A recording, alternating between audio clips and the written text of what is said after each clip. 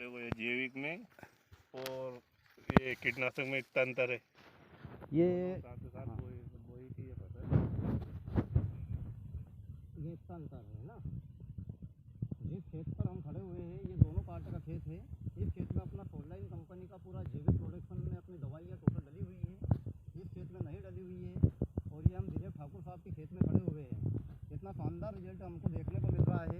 तो पटेल जी से पूछना चाहेंगे कि पटेल जी थोड़ा सा ये बताइएगा हमें कि आपने सोललाइन कंपनी का जो ग्रोथ प्लस और होमी गोल्ड का स्प्रे जिस खेत में खड़े हुए हैं उसमें आपने डाला और इस खेत में नहीं डाला है ना। तो बिल्कुल आम उजागर कैसा कि आपने को रिजल्ट देखने को मिल रहा है। इसका रिजल्ट अलग मालूम पड़ रहा है। उसमें कीटनाशक डाली है। इस खेत में मतलब पूरा कीटनाशक डला हुआ है ना।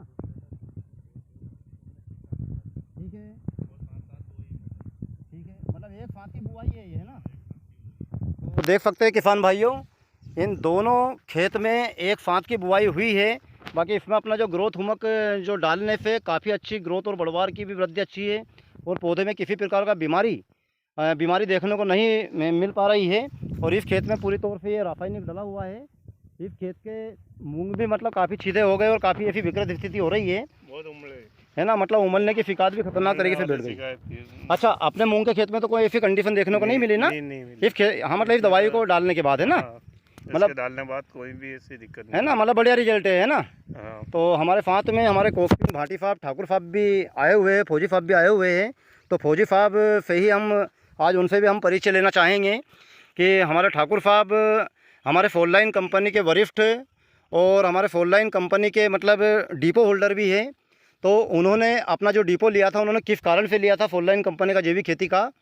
तो ठाकुर साहब थोड़ा सा आप ये बताइएगा फौजी साहब कि आप सोललाइन कंपनी से जुड़े हैं तो लगभग कितना समय हो गया। मुझे करीब 1 साल हुआ है और मैं खुद भी जाकर के निरीक्षण करने जाता हूं किसानों के खेत में कि इसका रिजल्ट एक्चुअल क्या है। जी, क्योंकि मैं खुद ही देखता हूं तो मुझे यहाँ का रिजल्ट बहुत अच्छा है। जिस खेत में सोललाइन का खाद वगैरह हमारा जो इस्तेमाल किया है उसकी पैदावार भी ज़्यादा है और हम दूसरे खेत को भी देख के आए हैं, उसमें भी फल है ना, काफ़ी लगा हुआ, मतलब काफ़ी लगा हुआ है ना। तो हम ये चाहते हैं कि जैसे अपना सोललाइन कंपनी का जैविक खेती का जो प्रोडक्ट है अदर टोटल किसानों को लेना चाहिए, है ना। किसानों को इसमें क्या है कि इनकम भी है, आमदनी रोजगार भी है। हाँ, रोजगार भी मिल रहा है किसानों को।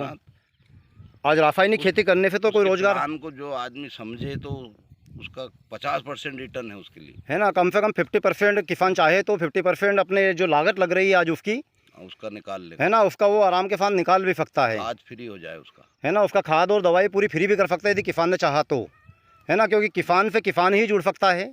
अब हमारे देश की सरकार तो चाह रही है कि जैविक खेती करे पूरा देश, परंतु धीरे धीरे किसानों को ही ये समझ में आना पड़ेगा, है ना। तो ठीक है भाई साहब, आप जिस खेत में अपन खड़े हुए हैं पटेल साहब का खेत है ये, ना। अच्छा, आप क्या काम करते हैं पटेल साहब के यहाँ। नहीं, वो अतकरी में रखा है। अच्छा, अतकरी में रखा हुआ है ना। अच्छा, आप सोललाइन कंपनी की जो दवाई आप ही डालते हैं। हाँ। आपने डाला है ना। हाँ, तो इसके पहले नहीं डाला था तो कैसी क्या स्थिति थी। पहले बहुत देर, है ना, मतलब डालने के बाद में कुछ दिनों बाद 10 या 15 दिन हो गए होगा लगभग, है ना। है ना, मतलब कॉमचे हो गया था, अब इसके घोड़े भी निकल गए, है ना। मतलब अच्छे पूरी तौर संतुष्ट हो आप भी। हाँ। है ना, सोललाइन कंपनी की दवाइयों से संतुष्ट।